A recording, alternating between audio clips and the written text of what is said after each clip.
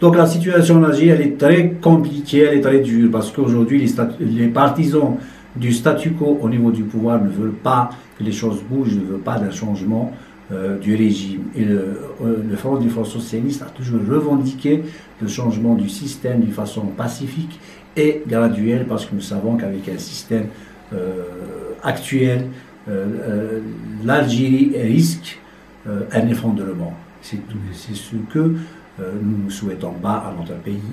Aujourd'hui, sur le plan économique et social, la situation est encore plus dure pour l'ensemble des Algériennes et des Algériens.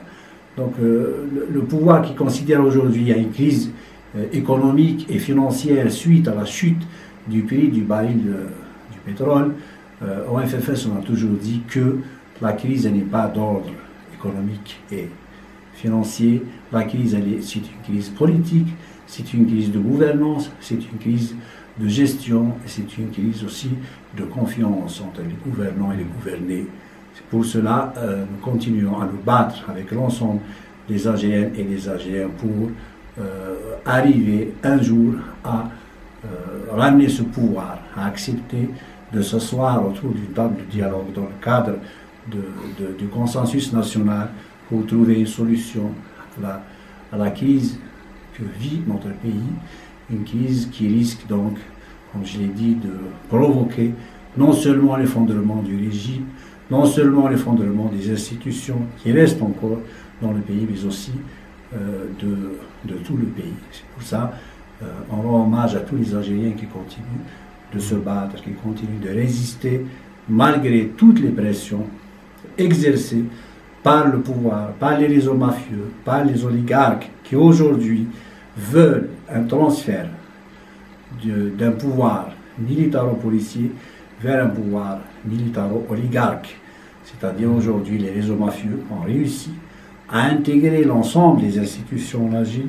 Ils ont réussi à avoir beaucoup de parlementaires au niveau du Parlement algérien et ils font tout pour s'accaparer de l'ensemble des institutions, c'est-à-dire au niveau des assemblées locales, au niveau des conseils régionaux, des conseils municipaux, parce qu'ils veulent s'accaparer des richesses des Algériennes et des Algériens.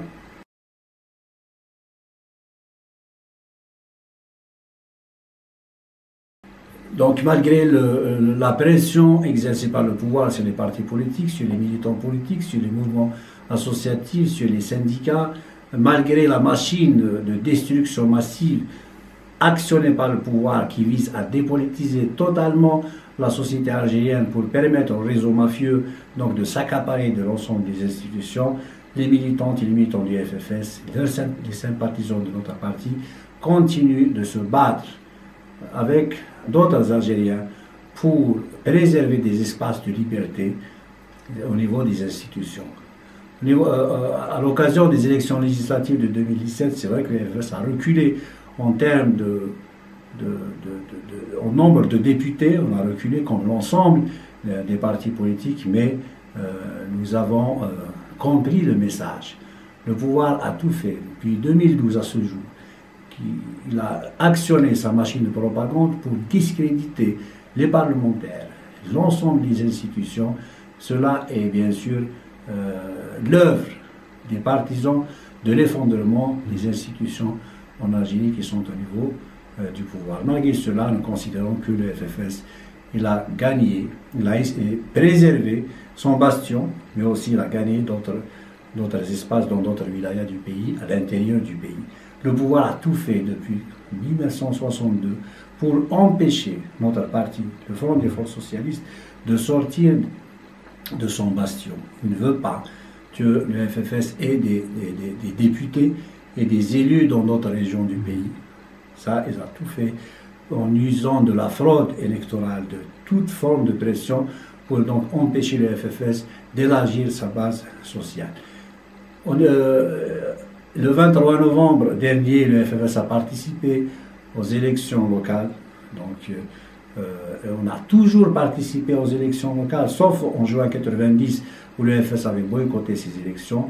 Et depuis, le FFS a toujours participé, parce qu'on a dit qu'il faut préserver les institutions locales Il faut élargir la base sociale, il faut préserver les intérêts de la population et ne pas laisser les assemblées populaires communales et de wilaya au service donc des mafieux et de ceux qui donc dilapident les richesses de notre pays. Nous considérons que malgré toutes les pressions, le FFS quand même a préservé son bastion. Il a encore gagné d'autres communes. Donc, je vais dire, s'il y a des élections démocratiques, transparentes, légitimes en Algérie, le FFS va gagner encore plus.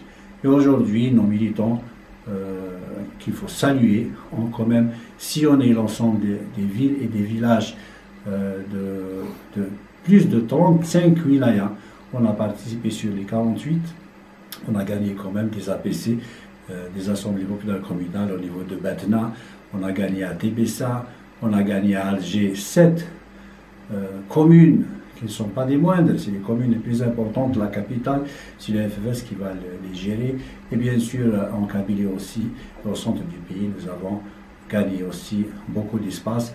Et j'espère que les élus du FFS vont être un exemple de gestion transparente des affaires de la collectivité pour que les citoyens qui nous ont fait confiance ne désespèrent pas, ne soient pas frustrés, ne soient pas déçus par le Front des forces socialistes. Et on considère qu'au niveau du FFS, pour le moment, depuis plus de 20 ans de participation aux élections locales, nous n'avons pas un seul maire esté en justice pour des affaires de corruption. Nous n'avons pas un seul élu qui est mis en prison pour des affaires de corruption. Ça, c'est un capital qu'il faut préserver. C'est notre fierté.